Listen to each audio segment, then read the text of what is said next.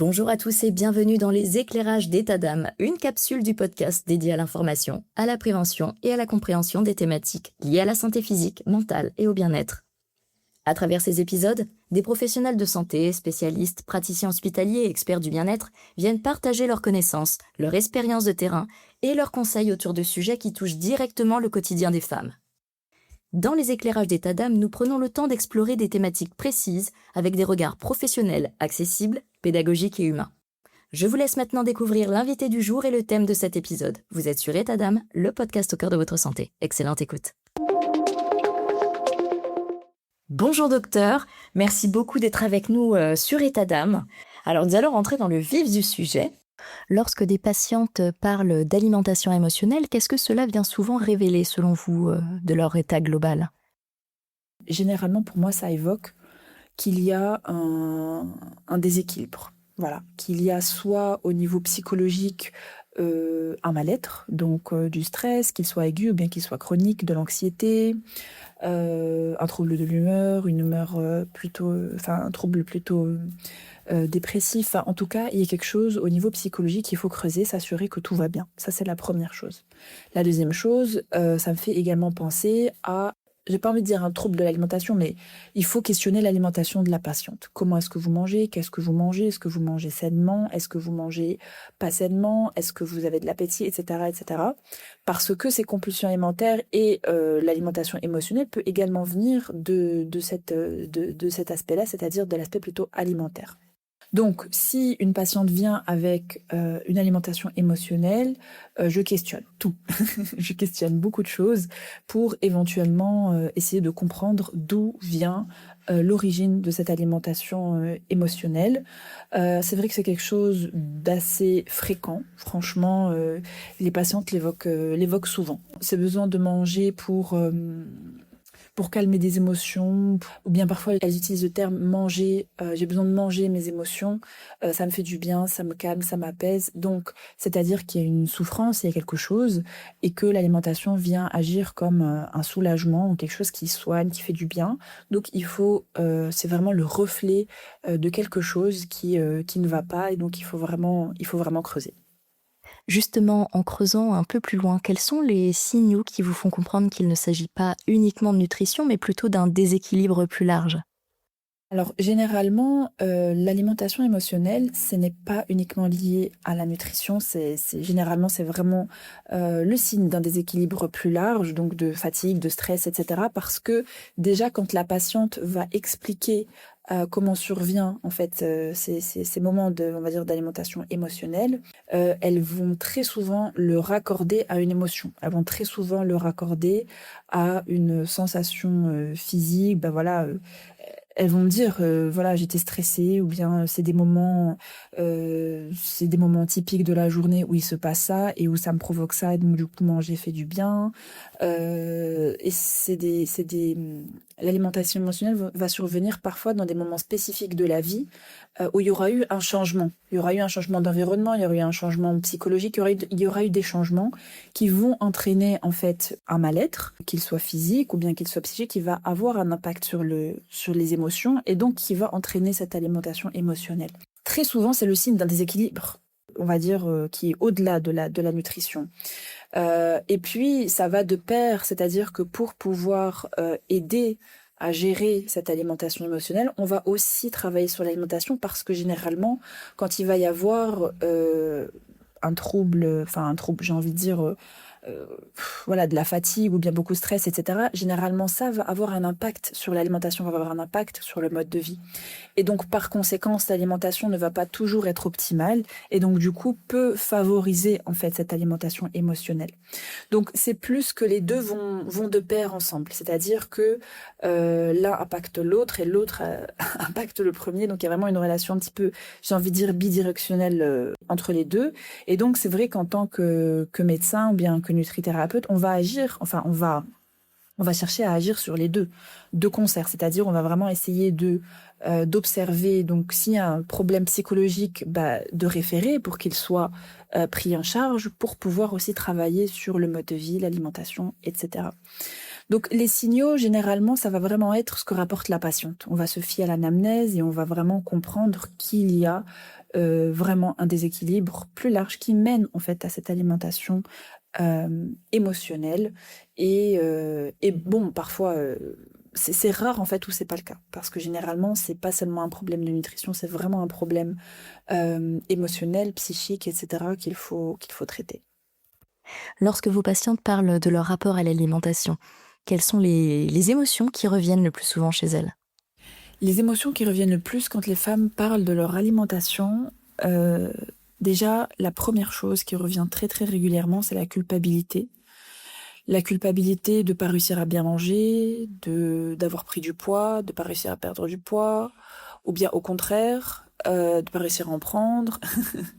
La culpabilité de ne pas réussir à manger sainement, à manger correctement, ou bien s'il y a des compulsions alimentaires, s'il y a justement, on en parle donc de l'alimentation émotionnelle, le fait de ne pas réussir à se contrôler, entre guillemets. Donc la culpabilité, je dirais que c'est vraiment une émotion qui revient très très souvent.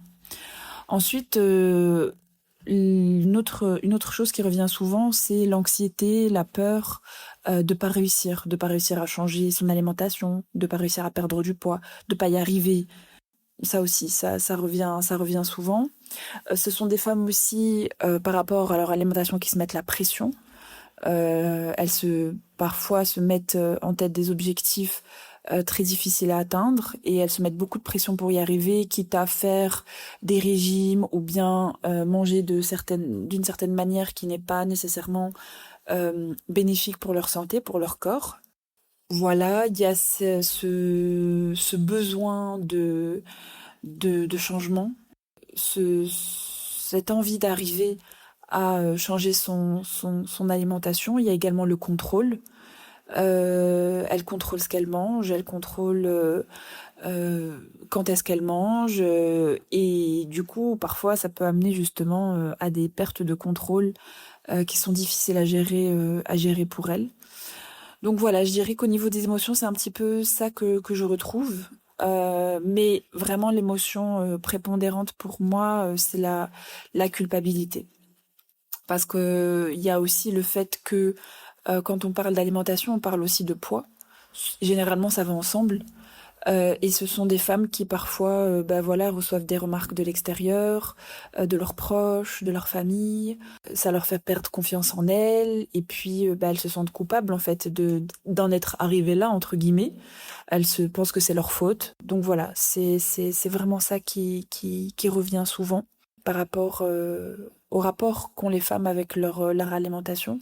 Et il faut savoir que vraiment l'alimentation a un rôle très important enfin, dans la vie de tout le monde, hein. Mais les femmes, c'est plus particulier parce qu'il y a vraiment ce rapport au poids, ce rapport à l'image de soi, et puis ce que ça renvoie à la société, ce que ça renvoie aux proches.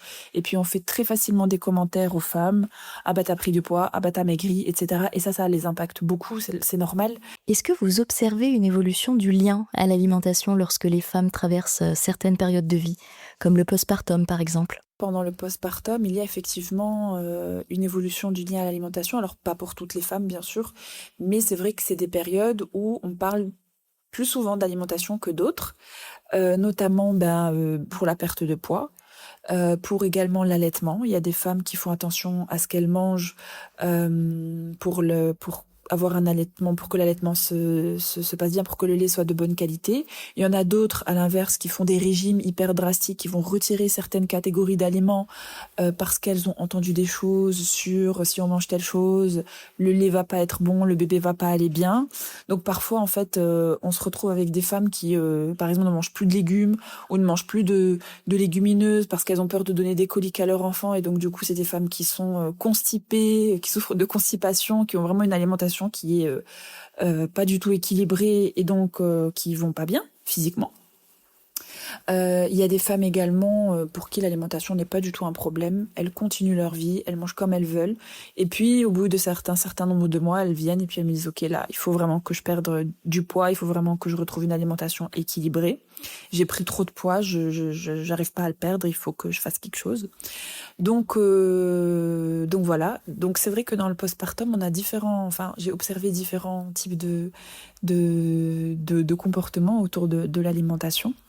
Dans le stress chronique, dans le stress chronique, c'est vrai que le lien à l'alimentation, il y aura une conscience par rapport à l'alimentation, seulement, de ce que j'ai remarqué en tout cas, seulement après un certain temps. Euh, les femmes, quand elles sont stressées de manière chronique, l'alimentation est pas un... Comment dire? Elles vont pas... ça devient secondaire, entre guillemets. Elles font beaucoup moins attention à leur poids, beaucoup moins attention à leur alimentation, pardon.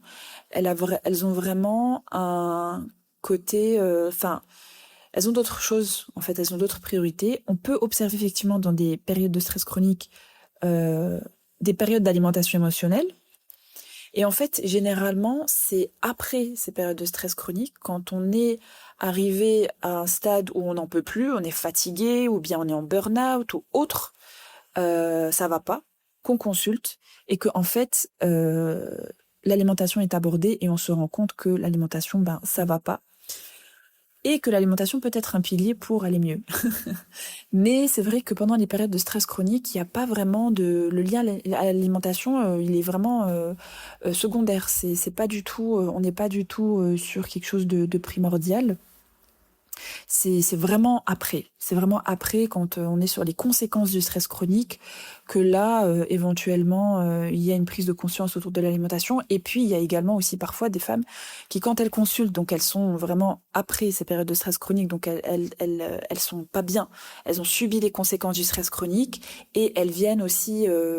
par rapport à, voilà, elles ont envie d'aller mieux, elles ont envie de se sentir mieux. Et quand on aborde le sujet de l'alimentation, on met en évidence, en fait, des périodes aussi d'alimentation émotionnelle. Donc, voilà. Après, pendant la maladie, ça va dépendre de beaucoup de facteurs. Il y a effectivement des femmes qui vont être très portées sur l'alimentation comme soutien dans la maladie. Et puis, il y en a d'autres beaucoup moins. Ça va dépendre vraiment des intérêts. Il n'y a pas vraiment j'ai pas noté en tout cas de grands changements à ce niveau-là, sauf parfois quand on a des maladies un peu graves, du style voilà, des cancers, etc. Ou bien chez des femmes qui ont des maladies chroniques, qui auront essayé vraiment de multiples traitements médicamenteux, etc. Il n'y aura pas eu d'effet et elles vont se tourner, en fait, elles vont chercher des manières plus, comment dire,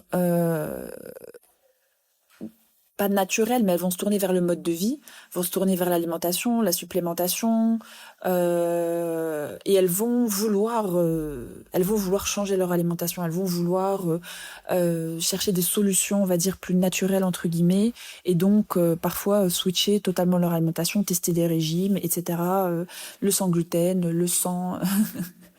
enfin bref, tout type de régime qui peut apporter des solutions, mais qui peut parfois également être problématique. Donc c'est pour ça que c'est toujours important d'être accompagné.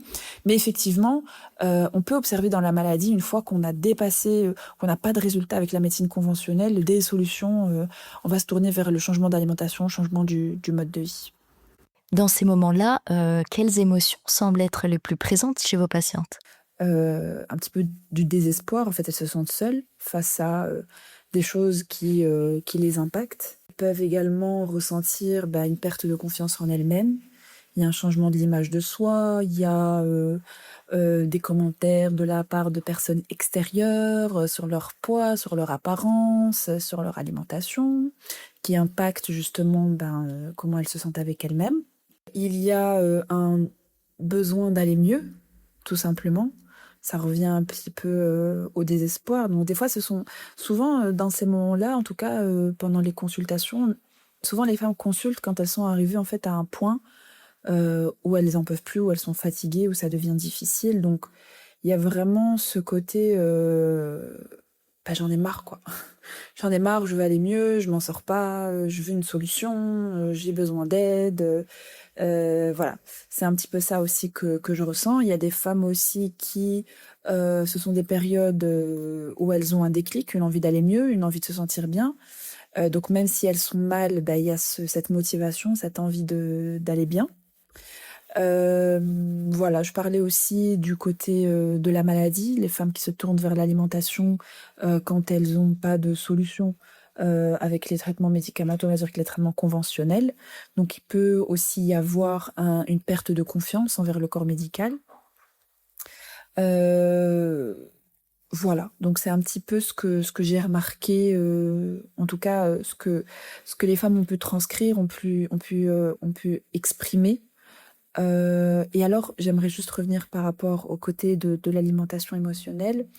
Vraiment, cette alimentation émotionnelle, parfois, parce que je pense au côté stress chronique, etc., peut vraiment induire de la culpabilité. En fait, l'alimentation émotionnelle, très souvent, quand les femmes, elles en parlent, elles se sentent vraiment coupables. Elles se sentent vraiment coupables de ne pas réussir à se contrôler parce que on est vraiment parfois sur des compulsions alimentaires, c'est-à-dire qu'elles ont vraiment un besoin qui est intense de manger quand elles se sentent pas bien.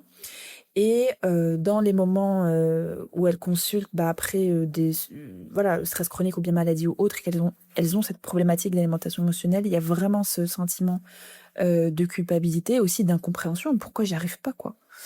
Donc voilà. Comment un médecin généraliste peut-il accompagner ces femmes, eh bien, lorsqu'elles livrent leurs ressentis, leurs difficultés ou leurs souffrances autour de l'alimentation? Pour accompagner ces situations et ces patientes, ce que j'essaye de faire déjà en premier lieu, c'est d'avoir une écoute, d'être vraiment dans l'écoute. Donc la première partie de la consultation, pour moi, elle est toujours très très importante, c'est généralement la plus longue.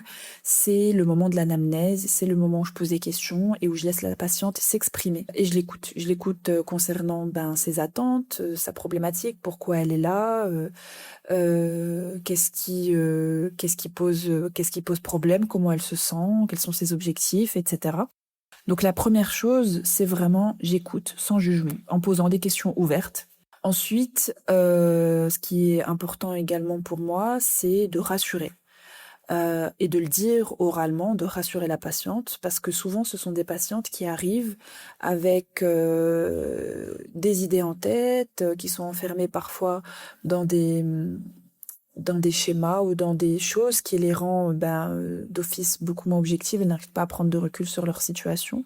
Elles ont l'impression que c'est grave, elles ont l'impression qu'elles vont jamais s'en sortir. Voilà, c'est difficile, elles se sentent mal. Et donc, moi, j'essaye en fait d'apporter un point de vue extérieur et de les rassurer, de leur dire, écoutez, c'est pas aussi grave que ce que vous pensez et ça va aller. On va y arriver. Vous allez y arriver, on va trouver une solution. Donc voilà, après l'écoute, c'est vraiment réassurer. Et puis après, leur proposer, leur expliquer ce qui va se passer, leur expliquer la prise en charge pour voir si ça leur convient, pour voir si elles sont d'accord avec ça. Expliquer ce qui est possible de faire, pas possible de faire en fonction de leurs attentes, le temps que ça va prendre, etc. Donc vraiment, expliquer pour les rendre aussi maîtresses de la situation et de leur propre traitement. Parce que c'est super important, c'est pas moi qui vais qui suis dans une situation compliquée, c'est elle et c'est elle qui veut s'en sortir. Donc moi je suis là pour aider de l'extérieur, la rassurer et l'accompagner, mais ça va être elle qui va faire le travail. Et donc vraiment le fait de passer ce temps à expliquer, à écouter, à rassurer, ça permet à la patiente de prendre confiance en elle aussi et de pouvoir se dire ok, je vais y arriver, ça va aller. Donc j'essaye vraiment d'instaurer tout ça et puis également si je vois qu'il y a des thématiques qui sont difficiles à aborder ou que la patiente n'a pas envie d'aborder, ou bien s'il y a des choses qu'elle n'a pas envie de faire, par exemple dans l'examen physique, je vais aussi respecter ça, donc vraiment respecter également la patiente. À partir de quand considérez-vous qu'il ne s'agit plus simplement d'un rapport compliqué à l'alimentation, mais de véritables signaux d'alerte à prendre en compte?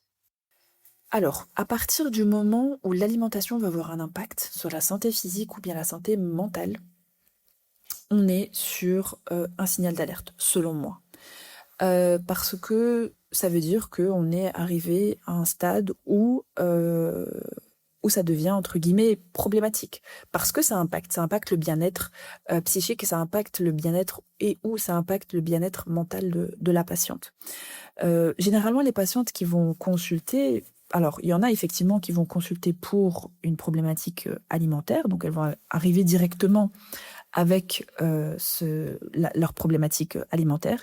Et en fait, ce qui est important, c'est d'évaluer l'impact de cette problématique alimentaire sur la santé physique et sur la santé mentale, pour voir en fait on est à quel degré de cette problématique.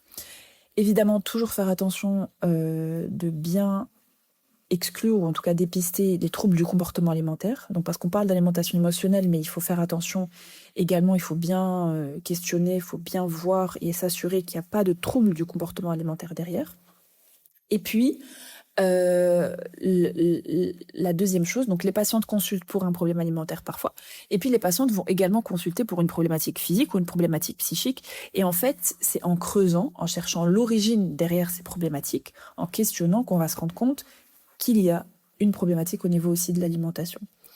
Donc en fait, l'alimentation, tant qu'elle n'est pas problématique, tant qu'elle ne pose aucun problème, les patients ne vont pas consulter pour ça. Mais à partir du moment où on va avoir un impact, les patientes vont venir consulter et donc l'alimentation est à elle seule un signal d'alerte parce qu'elle impacte. Nous étions aujourd'hui avec la docteure Malika Chani-Khazraji, médecin généraliste et nutrithérapeute, pour parler du lien entre émotions, charge mentale et alimentation. Et merci beaucoup docteur d'avoir accepté de nous éclaircir sur cette thématique qui est très très très importante dans la vie de nombreuses femmes. Et merci à vous, chers auditeurs, d'avoir écouté cet épisode d'État d'âme.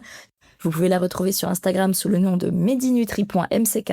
Et si cet épisode vous a parlé, n'hésitez pas à le partager autour de vous. Restez connectés également sur le site web d'État d'âme où vous pouvez retrouver tous les articles en lien avec les épisodes pour les approfondir. Vous écoutiez État d'âme, le podcast au cœur de votre santé, pour toutes les femmes dont le corps et l'esprit ont été bouleversés. Prenez soin de vous. Et à très vite pour un prochain épisode.